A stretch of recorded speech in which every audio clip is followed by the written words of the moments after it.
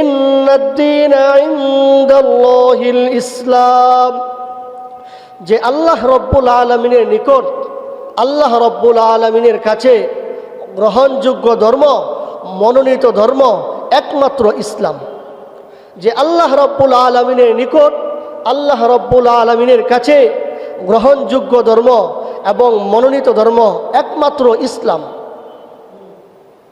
যে ইসলাম ছাড়া অন্য যত ধর্ম আছে, অন্য যত গ্রন্থ আছে, অন্য যত ওই গ্রন্থ আছে এবং কুরআন ছাড়া অন্য যত গ্রন্থ আছে, ইসলাম ছাড়া অন্য যে কোনো ধর্ম, ইসলাম ছাড়া অন্য যে কোনো ধর্ম আছে, ওইগুলা আল্লাহ রব্বুল আলামিনের কাছে গ্রহণযোগ্য না, ওইগুলা আল্লাহ রব্বুল আলামিনের কাছে গ্রহণযোগ্য হবে না, আল্লাহ রব্বুল আলামিনের কাছ থেকে মনোনীত না। আল্লাহ রব্বুল আলামিন মনোনীত করেছেন ইসলাম ধর্ম, এটা আল্লাহ রব্বুল আলামিনের কাছ থেকে এসেছে, এটা আল্লাহ রব্বুল আলামিন মানুষদেরকে দিয়েছেন। তো আর অন্য যত ধর্ম আছে এটা মানুষের বানানো, মানব রচিত ধর্ম। ওইগুলোর উপর সারা জীবন আমল করলেও আল্লাহ রব্বুল আলামিনের নিকট কখনো গ্রহণযোগ্য হবে না। কখনো ওইগুলার উপর চললে, ওইগুলার উপর আমল করলে, ওইগুলা মানলে আল্লাহ রব্বুল আলামিন কখনো কবুল করবেন না। যে আল্লাহ রব্বুল আলামিন বলতেছেন, ইন্নাদ-দীনা ইনদাল্লাহিল ইসলাম, আমার নিকট একমাত্র গ্রহণযোগ্য ধর্ম হলো, একমাত্র মনোনীত ধর্ম হলো ইসলাম। ইসলাম ছাড়া তোমরা যদি অন্য কোনো ধর্ম পালন করতে চাও, পালন করো, এবং কি এই ধর্মের উপর চলো, আমি আল্লাহর উপর কখনো গ্রহণযোগ্য হবে না। আমি আমার কাছে কখনো, এবং আমি কখনো তোমাদের ওই ধর্মের উপরে যে চললা, মানলা, ইসলাম ছাড়া অন্য কোনো ধর্মকে, এই ধর্মকে আমি আল্লাহ কখনো কবুল করব না, কখনো আমার নিকট গ্রহণযোগ্য হবে না, আমার কাছে কখনো কবুল হবে না। তো আল্লাহ তাআলা সূরা আলে ইমরানের আরেক আয়াতে বলতেছেন যে কি, وَمَن يَبْتَغِ غَيْرَ الْإِسْلَامِ دِينًا فَلَن يُقْبَلَ مِنْهُ وَهُوَ فِي الْآخِرَةِ مِنَ الْخَاسِرِينَ। ইসলাম ছাড়া যে ব্যক্তি ইসলাম ছাড়া অন্য কোনো ধর্ম চায়, অন্য কোনো ধর্ম মানতে চায়, অন্য কোনো ধর্ম মানে, ফালাই ইকবালা মিনহু, কখনো তার পক্ষ থেকে কবুল হবে না, কখনো তার কাছ থেকে গ্রহণযোগ্য হবে না। ওয়াহুয়া ফিল আখিরাতি মিনাল খাসিরিন, আর সে কি হবে, আখিরাতের জীবনে ক্ষতিগ্রস্ত হবে, আখিরাতের জীবনে সে ক্ষতিগ্রস্ত হবে। আমার নিকট, আমি মানুষদেরকে আমার পক্ষ থেকে ইসলাম ধর্ম, এটা আমার পক্ষ থেকে মনোনীত, এটাকে আমি মনোনীত করলাম, এটাকে এই ধর্ম, এটা আমার পক্ষ থেকে, ইসলাম ধর্ম আমার পক্ষ থেকে আমি দিলাম, এটা আমার ধর্ম, রবের পক্ষ থেকে ধর্ম এটা।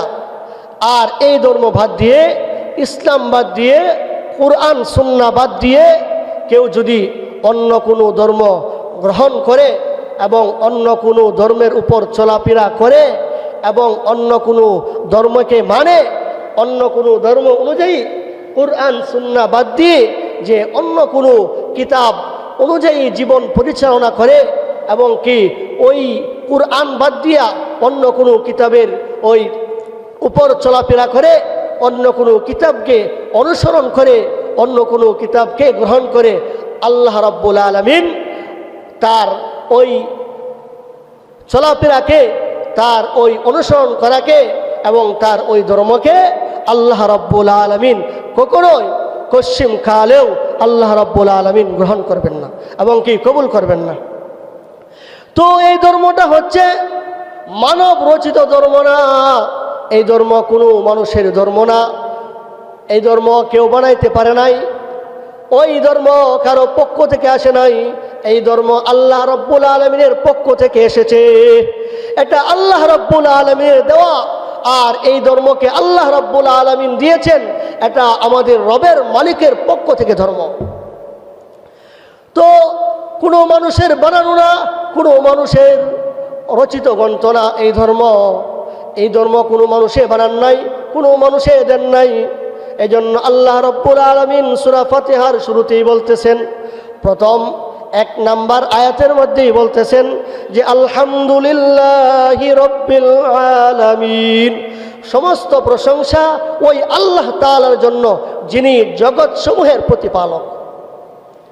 তো আর যে এই ধর্মটা শুধু যারা হিন্দু খ্রিস্টান বৌদ্ধ আছে তারা যদি বলে ওই ইসলাম ধর্ম শুধু মুসলমানদের জন্য, ওই হযরত মুহাম্মদ সাল্লাল্লাহু আলাইহি ওয়াসাল্লাম আখিরি নবী শুধু মুসলমানদের জন্য না, নবী প্রত্যেক মানুষের জন্য, পুরা পৃথিবীর মানুষের জন্য, পুরা জগৎবাসীর জন্য, শুধু মানুষ না জিন ইনসান সব কিছুর জন্যই ওই আল্লাহ রাব্বুল আলামিন আখিরি নবী আমাদের নবী হযরত মুহাম্মদ সাল্লাল্লাহু আলাইহি ওয়াসাল্লামকে পাঠিয়েছেন। এবং কি ওই পশু পাখিরও নবী তিনি। আল্লাহ রাব্বুল আলামিন কুরআন সুন্নাহ অনুযায়ী জীবন গঠন করি, কুরআন সুন্নাহ অনুসরণ করে আমাদের জীবনকে পরিচালনা করি, তাহলে কি আল্লাহ রাব্বুল আলামিন আপনি আমাকে কি করবেন, পরকাল জীবনে মুক্তি দিবেন। তো অনেকে মনে করে যে মুসলমানরা মাইর খাচ্ছে, মুসলমানরা নির্যাতিত নিপীড়িত, মুসলমানরা সব সময় নির্যাতিত নিপীড়িত, মুসলমান সব সময় কি লাঞ্ছিত অপদস্থ অপমানিত। না, এটা চিরস্থায়ী ধর্ম, এটা চিরস্থায়ী ধর্ম, এটা কিয়ামত পর্যন্ত থাকবে। এই ধর্ম কিয়ামত পর্যন্ত থাকবে। এই ধর্ম কেউ বাতিল করতে পারবে না। শুধু এই ধর্ম না, এই ধর্মের একটা ওই কুরআন যে আছে আল্লাহ রাব্বুল আলামিনের কিতাব, ওই কুরআনের কেউ একটা অক্ষর, একটা জের জবর কেউ বাতিল করতে পারবে না। কুরআন শরীফের একটা জের জবর, একটা অক্ষর কেউ মুছতে পারবে না, কেউ বাতিল করতে পারবে না। আর একটা সংবিধানকে বাতিল করবে তো দূরের কথা, একটা সংবিধানকে বাতিল করবে তো দূরের কথা, ওই আল্লাহ রাব্বুল আলামিনের যে কিতাব আছে, কুরআন আছে, ওই কুরআনের একটা অক্ষর, একটা জের জবর কেউ পর্যন্ত মুছতে পারবে না। আবার কেউ একটা সংবিধানকে, একটা বিধানকে ওই মুছে দিবে তো দূরের কথা। তো আমরা যদিও দেখি মুসলমানগণ, মুসলমানেরা বাহ্যিকভাবে নির্যাতিত হচ্ছে, নিপীড়িত হচ্ছে। কেন? এটার কারণ হলো মুসলমান তারা কুরআন সুন্নাহ বাদ দিয়ে দিয়েছে, কুরআন সুন্নাহ থেকে দূরে সরে গিয়েছে, কুরআন সুন্নাহর উপর পুরোপুরি জীবনযাপন চালাইতেছে না।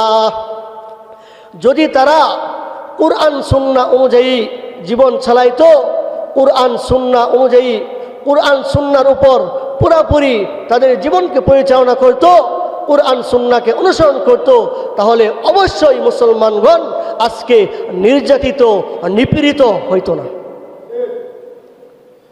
এজন্য আমার আল্লাহ বলেন ওয়ালা তাহিনু ওয়ালা তাহজানু ওয়া আনতুমুল আ'লাউনা ইন কুনতুম মুমিনিন।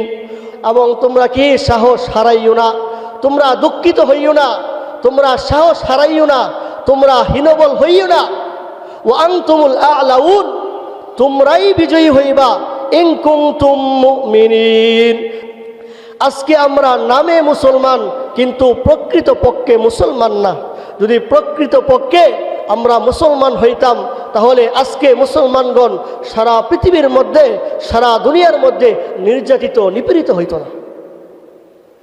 ওয়ালা তাহিনু ওয়ালা তাহজানু ওয়া আনতুমুল আ'লাউনা ইন কুনতুম মুমিনিন। তোমরা সাহস হারাইও না, তোমরা দুঃখিত হইও না। ওয়া আনতুমুল আ'লাউন, তোমরাই বিজয়ী হইবা যদি কি হইতে পারো, ইমানদার হইতে পারো। তো আমরা দেখা যায় বাহ্যিকভাবে যদিও আমরা নির্যাতিত নিপীড়িত, মুসলমান সংখ্যার উপরে সীমাবদ্ধ না। মুসলমানদের সাথে আল্লাহ আছেন, আমাদের সাথে আল্লাহ আছেন।